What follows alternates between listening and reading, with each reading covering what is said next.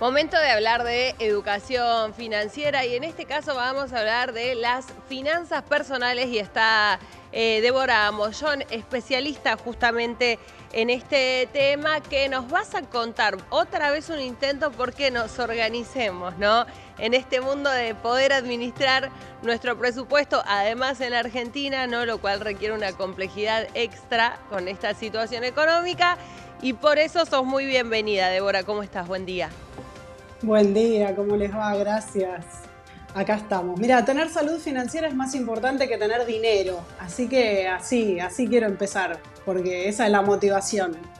Es más importante saber administrarse bien que tener dinero.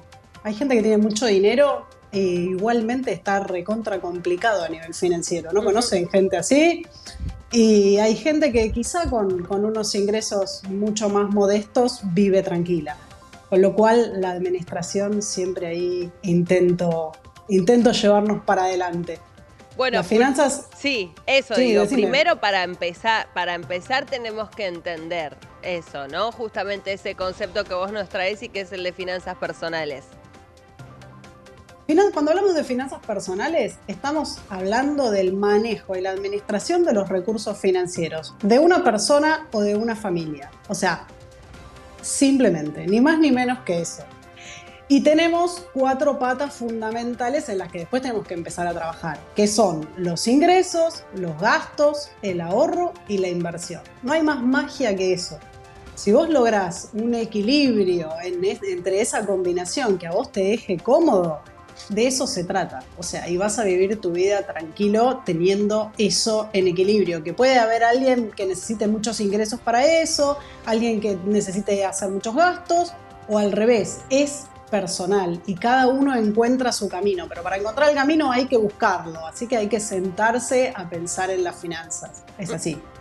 ¿Y cómo? Nos sentamos a pensar qué es lo que tenemos que tener en cuenta, cómo lo hacemos, ¿no? Porque de cero pareciera una tarea muy abrumadora. Además, Titánica. bueno, recién conversábamos, ¿no? Por ejemplo, de la posibilidad que tienen los argentinos de comprar una vivienda. Pareciera que no hay tanta motivación, ¿no? De hacer el esfuerzo de organizarnos, tener un ahorro, ¿no? Porque cambia tan rápido tal vez la situación acá que encima necesitamos una cuota extra de motivación.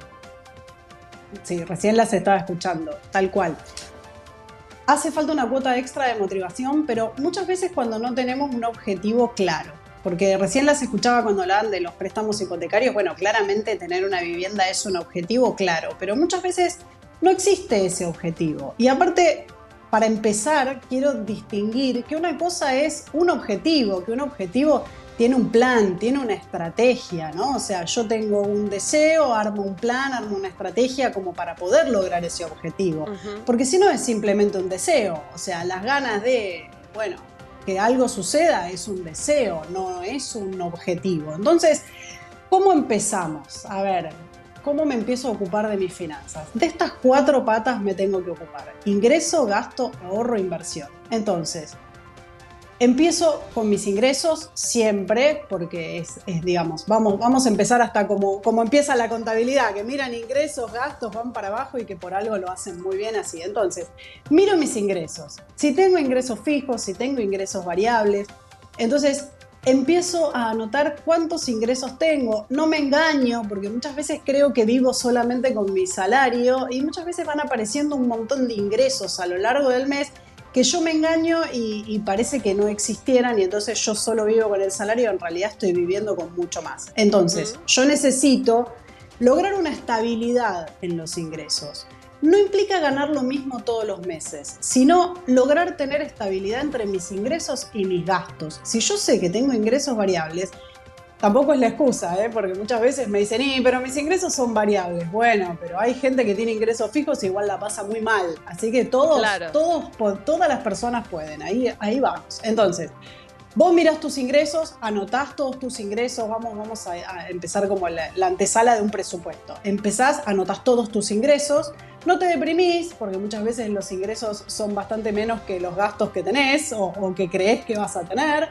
Anotás tus ingresos sin miedo y de ahí vas a darte cuenta si necesitas tomar una decisión, si necesitas aumentar tu salario, si necesitas incorporar nuevos ingresos, pero eso lleva un proceso. O sea, no son decisiones que muchas veces suceden inmediatamente. Hay veces que sí, hay veces que uno dice, uy, yo vendo cierto producto o doy cierto servicio y digo, che, estoy reatrasado en precio, necesito actualizar. Y si yo me siento a hacer esto y no voy por la vida como si las finanzas personales no existieran, me doy la posibilidad de darme cuenta que necesito hacer ese ajuste. Una vez que acomodo tema ingresos, pasamos al tema gastos, que a los que trabajamos en finanzas nos encanta trabajar el tema de los gastos. Pero no por pasar la guadaña en los gastos, sino porque los gastos dependen de vos. Vos no tenés que ir a pedirle un aumento de sueldo a un jefe o tener que ir a decirle a un cliente que tu servicio vale más. Simplemente tomás decisiones asertivas con el gasto. No simple, o sea, empezás a modificar esas cuestiones. Y voy a traer un concepto, porque hoy quizá hablamos de finanzas personales, entonces no va a ser infinito la cuestión de hablar del gasto, pero sí este concepto de infinito que a mí me encanta, que está pasando mucho en esta época en el mundo. El concepto de billetera infinita, yo le llamo así. Es esa ilusión de que siempre hay más plata. Y eso no es así. Entonces, se me acaba la plata que está en la billetera física, usamos poca plata física ya, pero ahí voy con la tarjeta de débito y se me acaba la tarjeta de débito y me fijo si tengo saldo en las billeteras virtuales, que están en celu y que es re cómodo. Resulta que no hay más saldo en las billeteras virtuales, bueno, voy pasando las tarjetas, ya en esta no, voy pasando la otra, me ofrecieron una nueva tarjeta que tiene más límite y voy. Y antes, cuando yo estaba premiado en medio de esa situación, tenía que ir a sentarme físicamente, antes hacíamos eso, ir al banco y pedir un préstamo, ir a una entidad financiera y pedir un crédito. Ahora el crédito está en el celular. Y muchas veces vas a pagar, no tenés saldo y en el mismísimo instante te dicen, vos lo querés pagar igual, claro, yo te doy un crédito.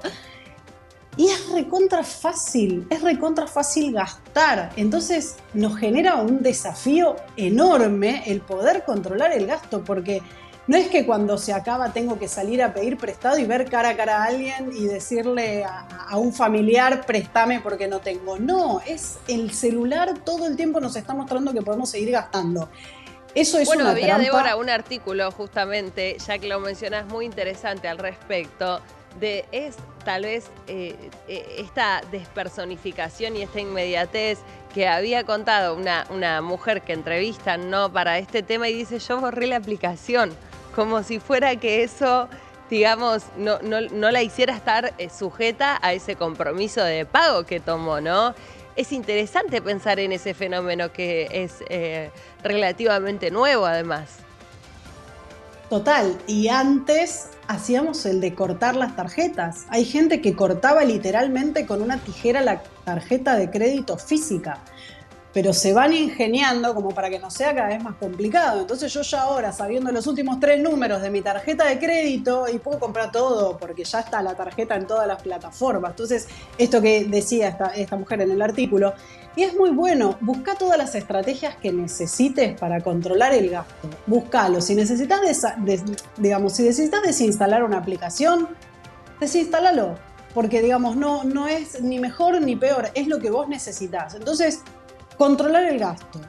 Y dentro de tus gastos, para ir como un poco más, podemos tomarlo como un gasto, podemos tomarlo como un ítem dentro de a donde queremos afectar nuestros ingresos, está el ahorro. Ese ahorro al que parece que no llegamos nunca, al que parece que, bueno, el que ahorra es un privilegiado. El ahorro. Porque el ahorro es una manera de que nosotros podamos empezar a incrementar nuestros ingresos, luego a través de la inversión. Parece una utopía, hoy en día todas las personas pueden ahorrar, hasta casi los que no llegan a fin de mes, porque incluso a las billeteras virtuales nos van invirtiendo, así como tenemos la dificultad de que la billetera es infinita y podemos gastar todo, también si lo sabemos usar bien, incluso nos van haciendo rendir nuestra inversión de tener el saldo inmovilizado. Entonces, el ahorro es lo mejor que nos puede pasar. Los días de la semana son acotados, las horas del día son acotadas, por más voluntad que le pongas, vos no podés trabajar 25 horas al día. Pero si vos empezás a tener un pequeño ahorro, ese ahorro lo vas a poder empezar a invertir como vos puedas. Siempre empezar es la mejor manera y después créeme que te va a gustar y vas a empezar a educarte un poquito más y empezar a averiguar un poquito más, que ahora hay información por todos lados. Y ahí, como fruto de tu inversión, se va a incrementar tu ingreso. Entonces, estas 4 patas son circulares. Vos tenés ingreso, gasto, ahorro, inversión y vuelve a los ingresos. Pero para ese círculo virtuoso, tenés que sentarte a pensar cómo se empieza de a poco. Ingreso, gasto y créeme que invirtiendo vas a poder aumentar tus ingresos sin estar todo el tiempo trabajando cada vez más. Bueno, nos quedamos con eso, Débora, hacer la tarea entonces el fin de semana, sentarse, no asustarse, nos quedamos con ese consejo también y bueno, empezar de a poquito ahí a acomodar nuestro presupuesto. Como siempre, muchas gracias. No, de nada, hasta luego. Hasta luego. Débora Mollón pasaba allí contándonos un poco, ¿no?, sobre educación financiera, un tema clave, ¿no?, sin duda.